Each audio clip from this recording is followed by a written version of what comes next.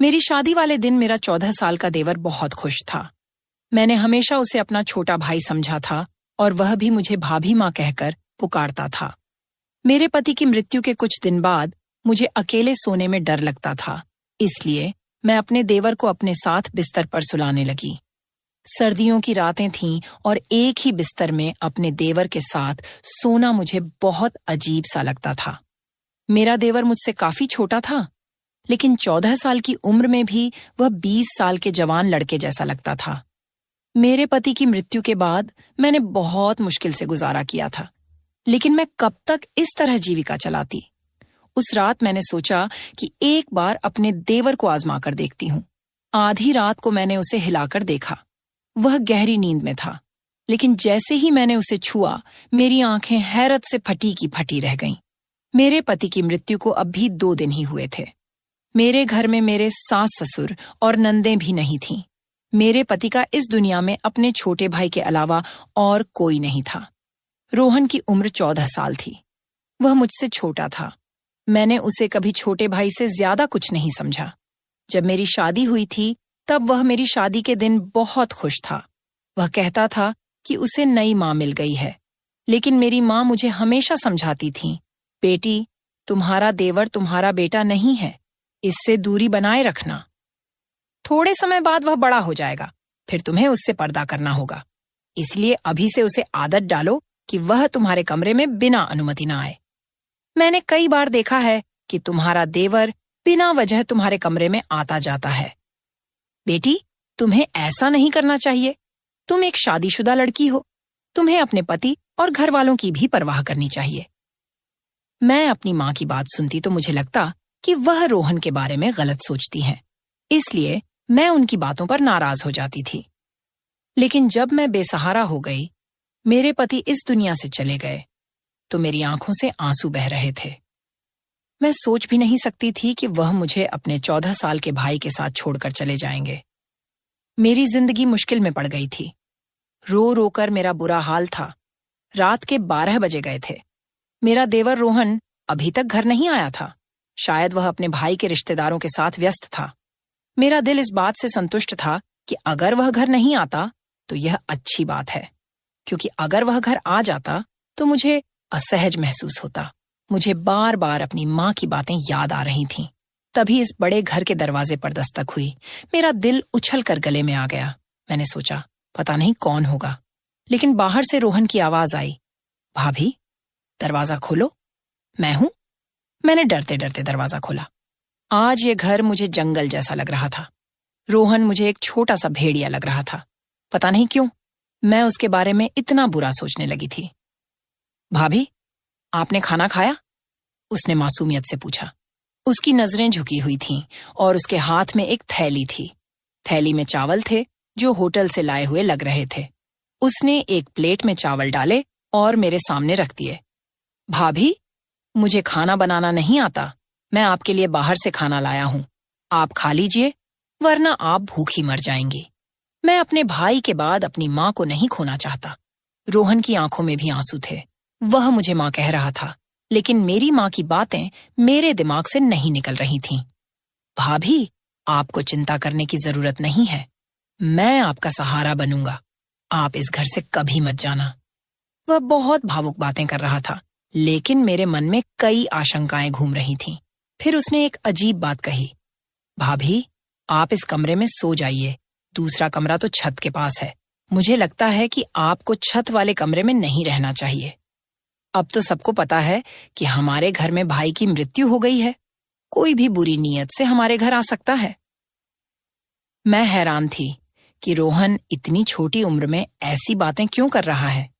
क्या किसी ने उसे कुछ कहा था? लेकिन उसकी बातें मुझे ठीक लगीं। मैं उसके कमरे में चली गई।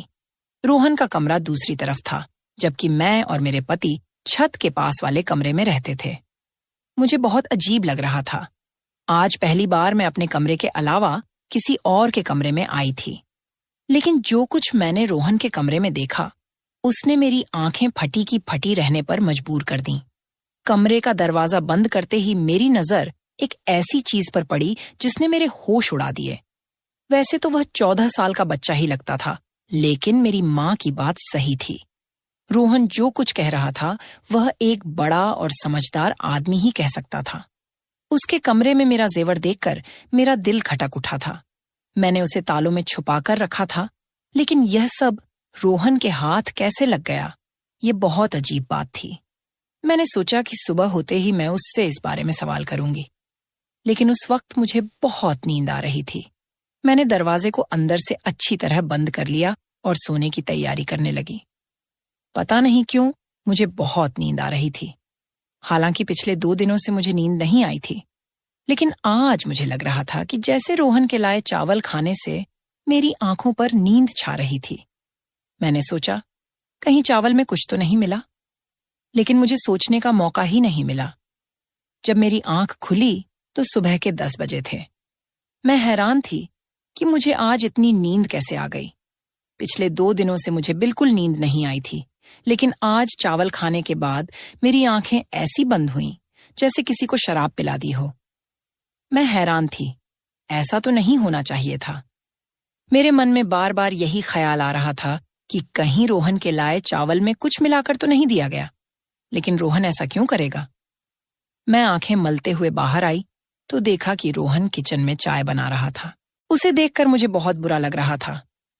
भाभी, आप सो गई थीं, आपको अच्छी नींद आई ना? उसने मेरी तरफ देखकर कहा। मैंने फीके लहजे में कहा, हाँ, आज मुझे बहुत नींद आई। क्यों नहीं आएगी भाभी? मैंने आपके चावल में नींद की गोली मिलाई थी। मैंने अपने दोस्त को बताया था कि मेरी भाभी को नींद नहीं आती। उसने कहा कि खाने में नींद की गोली मिला दो, इससे वह आराम से सो जाएंगी। मैं हैरान हो गई कि रोहन इतनी नीच हरकत कैसे कर सकता है। रोहन, तुम ऐसा कैसे सोच सकते हो? तुम अपनी भाभी को बेहोश करना चाहते थे? नहीं भाभी, मैं तो चाहता था कि आपको अच्छी नींद आए। अब आप तरोताजा लग रही हैं। लीजिए, चाय पीजिए। उसने चाय मेरे सामने रख दी। मैं शक में पड़ गई। तुमने इसमें भी कुछ मिलाया तो नहीं? नहीं भाभी, मैंने तो आपके सुकून के लिए गोली मिलाई थी। आप कहें तो मैं यह चाय आपके सामने पी लेता हूँ। चलिए, हम आधी आधी पी लेते हैं। उसने गिलास से चाय के घूंट लिए और मुझे दिखाया। मैं उस पर यकीन कर बैठी। मैंने कहा, ठीक है, मुझे माफ कर दो, मैं तुम्हारे बारे में शक करती हूँ। रोहन का चेहरा देखकर मुझे उसकी मासूमियत पर यकीन हो जाता था। उसके चेहरे पर वाकई बहुत मासूमियत थी। मैंने उस दिन उससे कुछ नहीं कहा। मैं जानना चाहती थी कि वह आगे क्या कहेगा, क्योंकि जो कुछ मैंने उसके कमरे में देखा था उसकी कोई माफी नहीं थी। थोड़ी देर बाद उसने खुद ही बात शुरू की। भाभी, मैं आपके जेवर बेचना चाहता हूँ। मेरा एक बहुत ईमानदार अंकल है। वह जेवर बेचकर हमें बहुत पैसे देंगे। हम उन पैसों से एक मकान खरीद लेंगे। इस किराए के मकान में हम कब तक रहेंगे? मकान मालिक परसों किराया लेने आ जाएगा। हमारे पास तो पैसे भी नहीं है। रोहन की बात सुनकर मैं हैरान रह गई। मैंने अभी तक ऐसा सोचा भी नहीं था। वह ऐसा कैसे सोच सकता था? मैंने कहा, रोहन, तुम्हें यह ख्याल कैसे आया कि हम नया घर खरीदें? भाभी, मुझे आगे शादी भी करनी है। हमें सारी जिंदगी एक साथ रहना है। हमारे पास अपना घर होना चाहिए।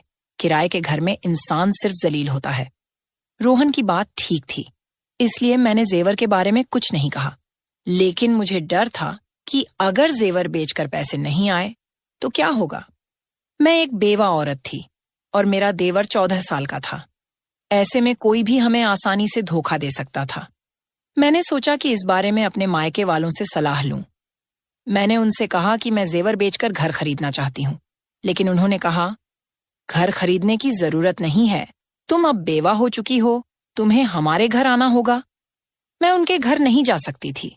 मैं जानती थी कि मेरे भाई अपनी पत्नियों के गुलाम हैं। वे अपनी बेवा बहन को कभी सहारा नहीं देंगे।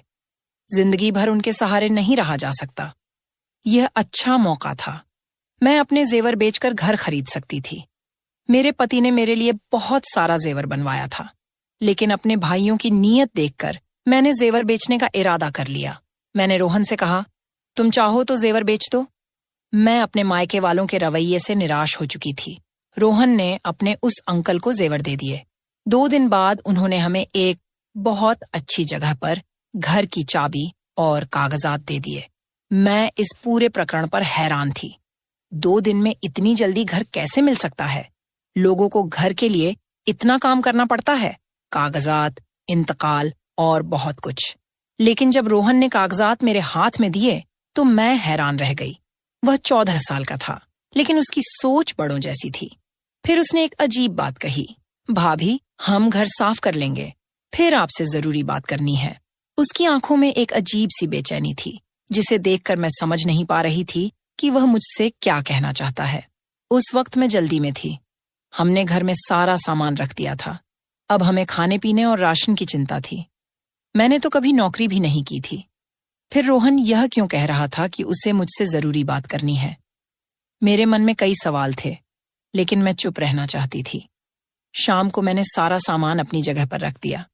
वैसे भी हमारा सामान ज्यादा नहीं था। मैंने अच्छा खाना बनाया, बिल्कुल वैसा जैसा मैं अपने पति के लिए बनाया करती थी। मैं रोहन का इंतजार कर रही थी, क्योंकि वह इस घर का हिस्सा था। मैं नहीं चाहती थी कि वह बाहर जाकर गंदा खाना खाए। मैंने उसके लिए बहुत मेहनत से खाना बनाया था, लेकिन उस दिन वह घर नहीं आया। मुझे बहुत अजीब लगा। उसे इस वक्त घर होना चाहिए था। रात के 10 बज गए थे।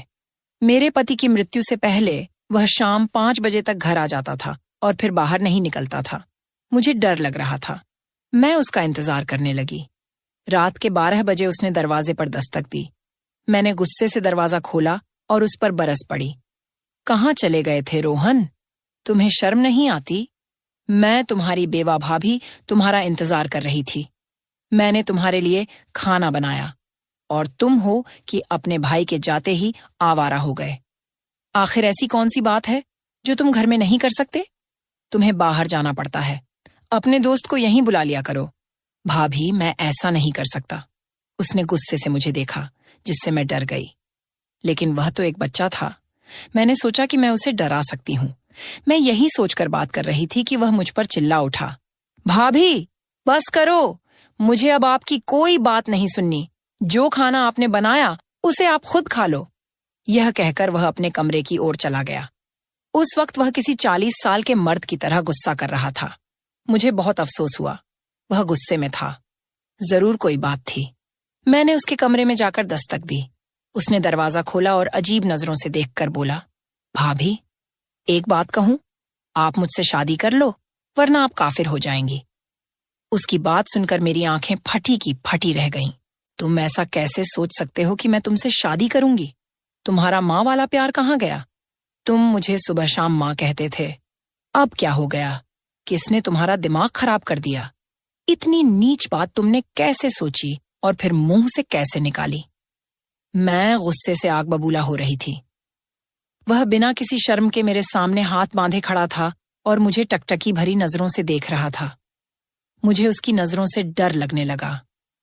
मैं बोलते बोलते चुप हो गई और अपने कमरे में आकर बैठ गई। मैंने कमरे का दरवाजा अच्छी तरह बंद कर लिया। मेरा दिल जोर जोर से धड़क रहा था। मैं सोच भी नहीं सकती थी कि रोहन ऐसा निकलेगा। मैंने उसे हमेशा अपने बच्चे की तरह समझा था। मेरी कोई संतान नहीं थी, लेकिन मेरे पति ने कहा था कि रोहन को अपनी संतान की तरह पालना। रोहन की बातों से मुझे बहुत तकलीफ हुई। मैंने सोच लिया कि आज के बाद मैं उससे कोई बात नहीं करूंगी। यह घर मेरे नाम था। मैं अकेली भी रह सकती थी। अगर रोहन ने फिर ऐसी हरकत की तो मैं उसे घर से निकाल दूंगी। यह घर मेरे पति के पैसों का था और मेरे नाम पर था। रोहन को इसमें रहने का कोई हक्का नहीं था, अगर वह अपनी भाभी को इज्जत नहीं दे सकता। मेरी खामोशी अब गुस्से में बदल गई थी। सुबह मैंने रोहन के कमरे का दरवाजा जोर जोर से पीटना शुरू किया। फिर मुझे एहसास हुआ कि उसका कमरा अंदर से बंद नहीं था। मैंने दरवाजा खोला तो कमरा खाली था। रोहन कहाँ गया? मेरा दिल गुस्से से पागल हो रहा था। मैंने बाहर के दरवाजे की ओर देखा तो वह बाहर से बंद था। इसका मतलब रोहन मुझे घर में कैद करके चला गया था। मुझे उससे नफरत होने लगी। इतनी छोटी उम्र में ऐसी हरकतें। मैंने अपने मायके जाने का फैसला कर लिया, लेकिन फिर याद आया कि मैं इद्दत में हूं।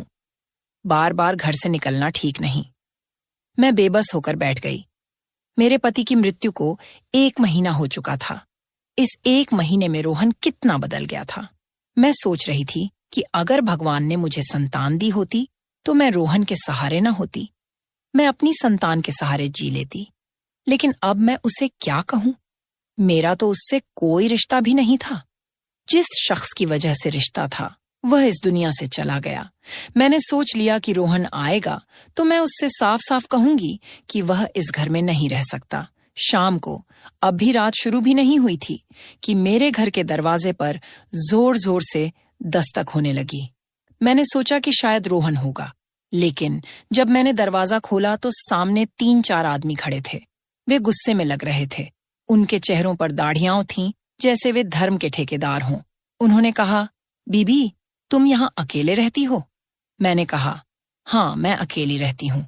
वे बोले, झूठ बोल रही हो, तुम्हारा देवर भी तुम्हारे साथ रहता है। वह अब भी घर में ही होगा। ये लोग इस मोहल्ले को गंदा कर रहे हैं, इन्हें यहाँ से बेघर कर देना चाहिए। मैंने कहा, भाई साहब, हमने क्या किया? अरे, तुमने क्या किया? ये तुम हमसे पूछ रही हो? तुम अपने 14 साल के देवर के साथ अकेले रहती हो। तुम्हें पता है कि तुम्हारा पति मर गया है। तुम बेवा हो। अपने माँ बाप के घर जाओ, यहाँ शराफत से रहो। हमारे यहाँ भी बहनें बेटियां रहती हैं। ऐसे लोगों को हम बर्दाश्त नहीं करेंगे। मुझे उन पर बहुत गुस्सा आया, लेकिन मैं उनसे उलझना नहीं चाहती थी। मैंने उनके मुंह पर दरवाजा बंद कर दिया। मेरी आंखों से आंसू बहने लगे। यह सब रोहन का किया धरा था। मैंने अपना सामान बांधना शुरू कर दिया। यहाँ रहना मेरे लिए मुश्किल हो गया था। मैं जानती थी कि रोहन ने ही मेरे बारे में ऐसी बातें फैलाई होंगी कि मैं बहुत गुनहगार औरत हूँ। सच कहते हैं, ये दुनिया अकेली औरत को खा जाती है। भगवान सबकी इज्जत की हिफाजत करे। तो दोस्तों, अगर आपको यह कहानी पसंद आई तो इसे लाइक करें और चैनल को सब्सक्राइब करें। बेल आइकन पर क्लिक करें और इसे ऑन एल पर सेट करें, ताकि आपको नई कहानियों की सूचना तुरंत मिले। धन्यवाद। मेरी दीदी शादी की रात घर से भाग गई थी। पापा ने उसका दहेज ऊपर वाले कमरे में छिपा दिया था और उसे ताला लगाकर बोले, अगर किसी ने उस कमरे को खोला तो मेरा मरा हुआ मुंह दिखेगा। तभी सारे घर वाले डर गए और कई सालों तक कोई उस कमरे के पास नहीं गया। एक रात पापा को दूध का गिलास उस कमरे में ले जाते हुए देखा तो मैं चुपके से उनके पीछे गई और जो कमरे के अंदर झांका तो मेरे पैरों तले जमीन निकल गई। मेरा नाम माया है। मैं इलाहाबाद में रहती हूँ। मेरी जिंदगी बड़ी अजीब तरीके से गुजरी थी, क्योंकि मुझे किसी और की गलती का कर्ज चुकाना पड़ा। हम बहन भाई थे, 2 बहनें और फिर एक छोटा भाई। बड़ी बहन सृष्टि बहुत सुंदर और खूबसूरत थी और पापा की आंखों का तारा थी। मुझे भी अपनी बहन सृष्टि से बहुत मोहब्बत थी, इसलिए मैं उसके जैसा बनना चाहती थी। अगर वह आटा गूंथती तो मैं भी जिद करती कि मुझे भी आटा गूंथना है। वह खाना बनाती और पापा उसके खाने की तारीफ करते तो मुझे भी हर हाल में खाना बनाना होता। यही मेरी सबसे बड़ी गलती थी। पापा अक्सर सृष्टि दीदी से कहा करते थे, तुम्हें बहुत संभल कर रहना है, क्योंकि तुम्हारे छोटे भाई बहन तुम्हारी नकल करते हैं। वैसे सृष्टि दीदी कोई गलती करती ही नहीं थी, लेकिन वक्त ने साबित कर दिया कि यह सब हमारा वहम था। दीदी भी तो इंसान थी और इंसान की फितरत में गलत और सही दोनों शामिल होते हैं। जैसा कि मैंने पहले बताया, मेरी बहन बहुत ज्यादा खूबसूरत थी। जैसे ही उन्होंने अपनी ग्रेजुएशन पूरी की, उनके लिए हर तरफ से रिश्ते आने लगे। ऐसा लगता था जैसे रिश्तेदारों में होड़ लगी हो कि सृष्टि को हम ही अपने घर की बहू बनाएंगे। वे लोग बिना वजह हमारे घर के चक्कर काटने लगे थे। पापा ने सोचा कि अगर एक घर में मैंने अपनी बेटी दे दी तो दूसरे घर वाले बिना वजह नाराज हो जाएंगे। इसलिए पापा ने फैसला किया कि जहां कोई रिश्तेदार ही ना हो, दूर दूर तक, वहां पर मेरी दीदी की शादी करेंगे। तब शायद पापा को इस बात का अंदाजा नहीं था कि वे कितनी बड़ी गलती करने जा रहे हैं। उन्हें चाहिए था कि दीदी की जिंदगी का इतना बड़ा फैसला करने से पहले उन्हें अपने पास बिठाकर उनसे दिल की बात तो जानने की कोशिश करते। उनके सिर पर हाथ रखकर एक बार तो पूछ लेते, तुमने भी तो अपने भविष्य के बारे में कुछ सोचा होगा, मुझे बताओ। अगर दिल में कुछ है और शर्म आ रही है तो अपनी मम्मी को अपना राज बता दो।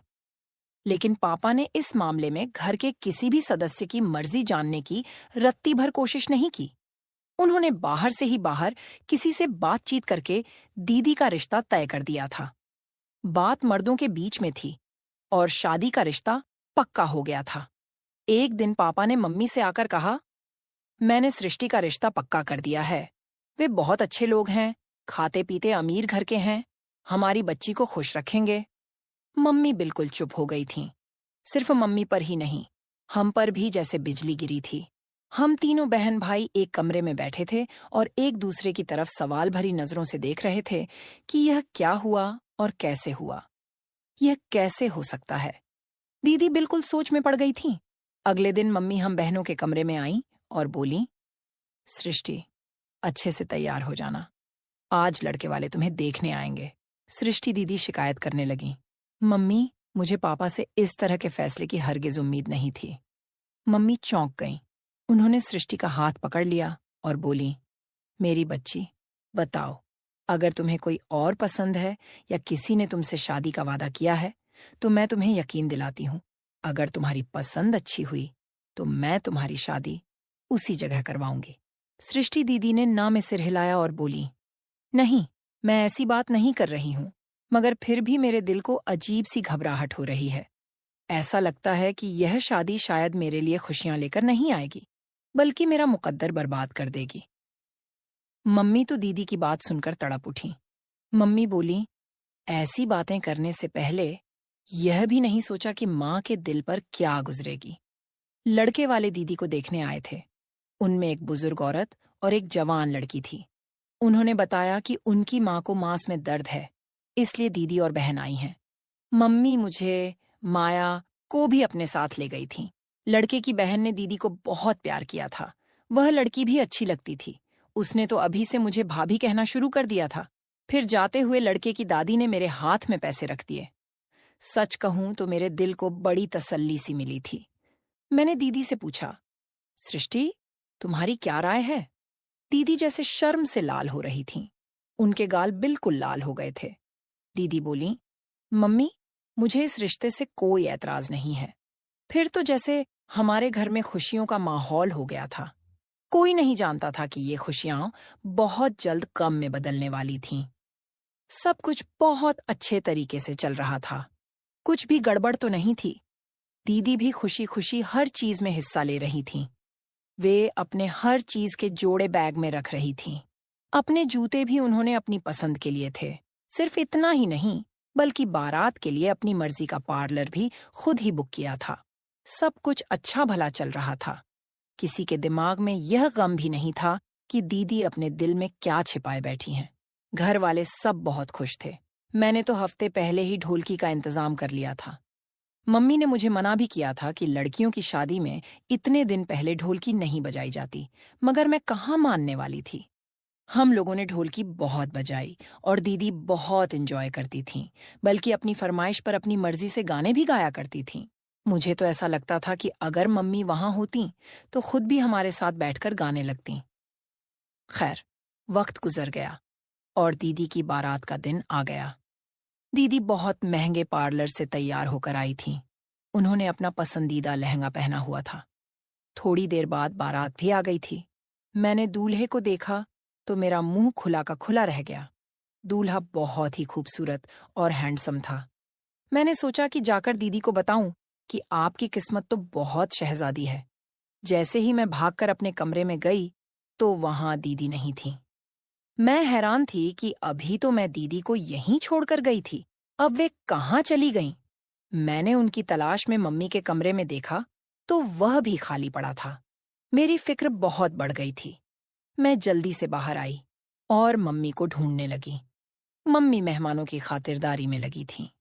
मैंने मम्मी का हाथ पकड़कर कोने में ले गई और कहा, मम्मी, सृष्टि दीदी कहाँ है?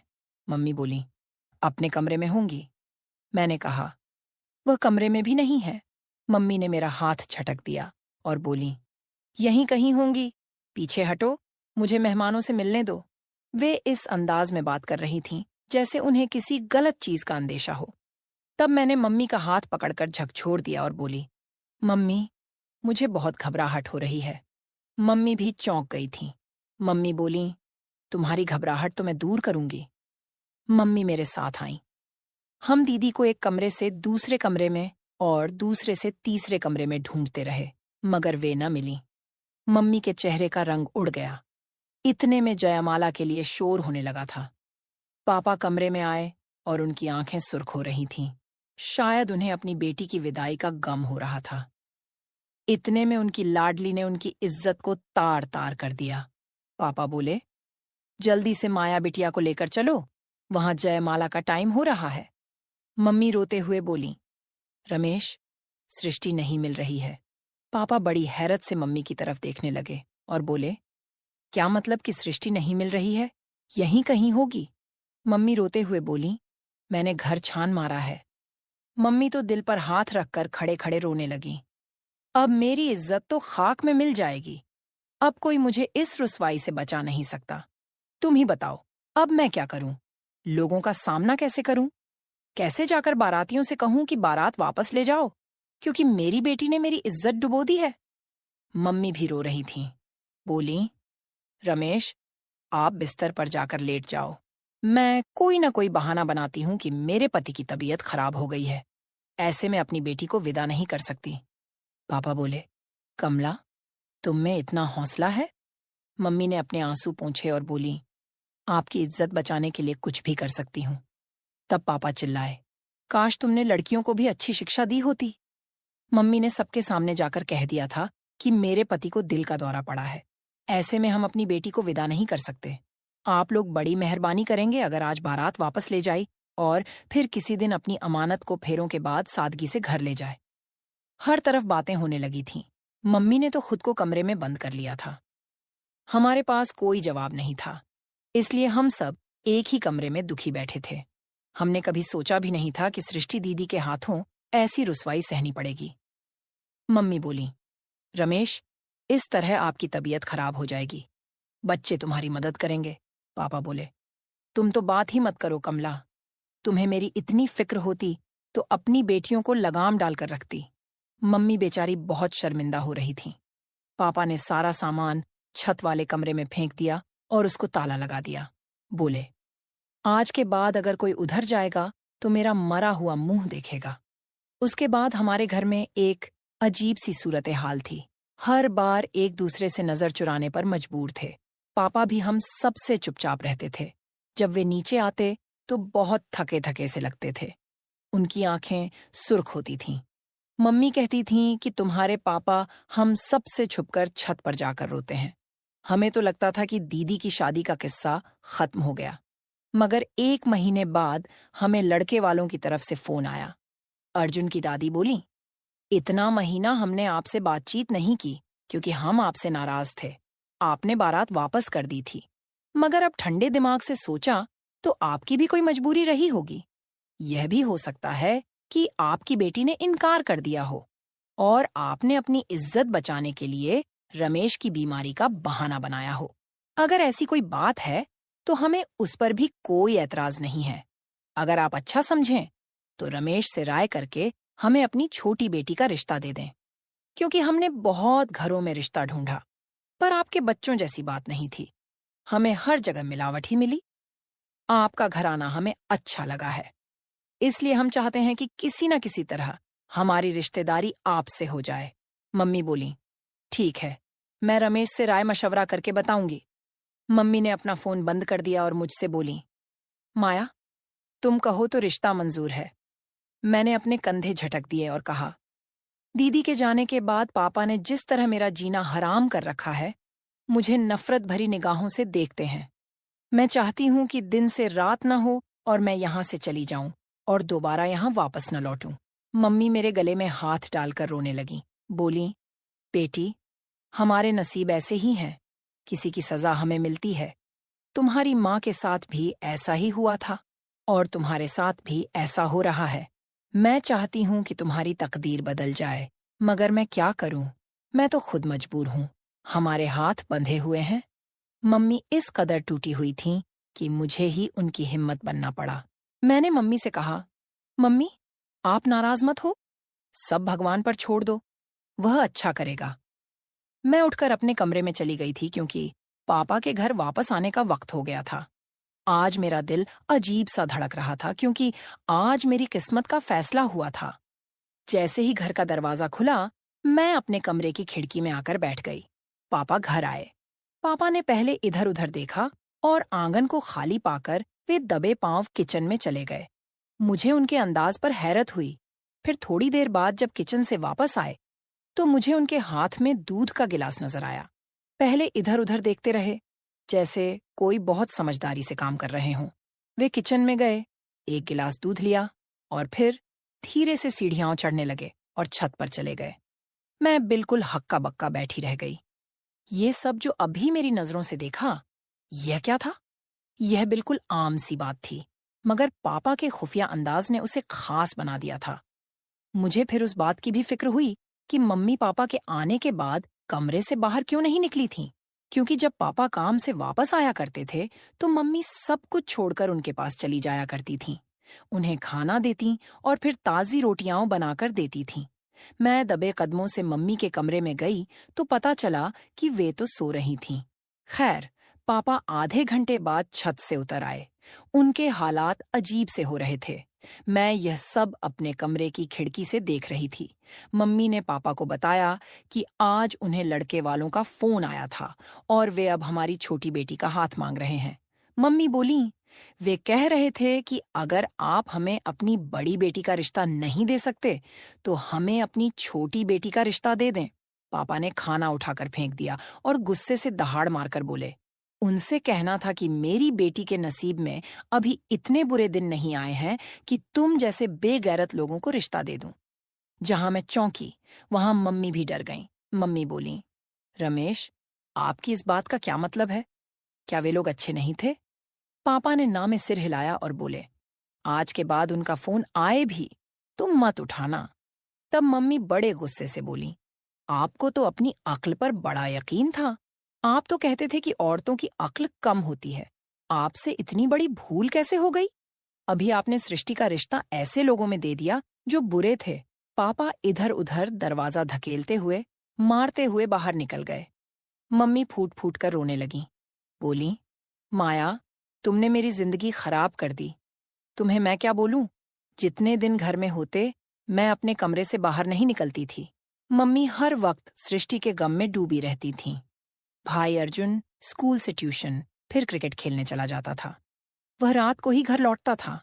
ऐसा लगता था जैसे वह भी घर के माहौल से भागना चाहता हो।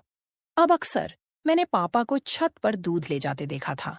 समझ नहीं आता था कि वे दूध का गिलास छत पर क्यों ले जाते थे। अब मैं हर वक्त इस बात से परेशान रहने लगी थी। इस वजह से मुझे नींद भी नहीं आती थी। मैं सारा दिन सृष्टि दीदी को याद करने लगी थी। सृष्टि बहुत अच्छी दोस्त भी थीं। काश उन्होंने इतना गलत कदम न उठाया होता। रात बहुत गहरी हो चुकी थी। आसपास कुत्तों के भौंकने की आवाज भी आ रही थी। मैं उठकर अपने कमरे की खिड़की पर बैठ गई। तब मुझे कुछ अजीब सा महसूस हुआ, जैसे कोई हमारे आंगन में घूम रहा हो। मैंने गौर किया तो वह कोई और नहीं, मेरे पापा थे। मैं चौंक गई। पापा के अंदर ऐसा लगा जैसे वे बहुत मजबूर हों। मुझे आज उन पर बहुत तरस आने लगा था। वह कमरा जहां पापा ने दीदी का दहेज का सामान रखा हुआ था, खुला हुआ था और उससे रोशनी भी आ रही थी। मैं आगे बढ़ी।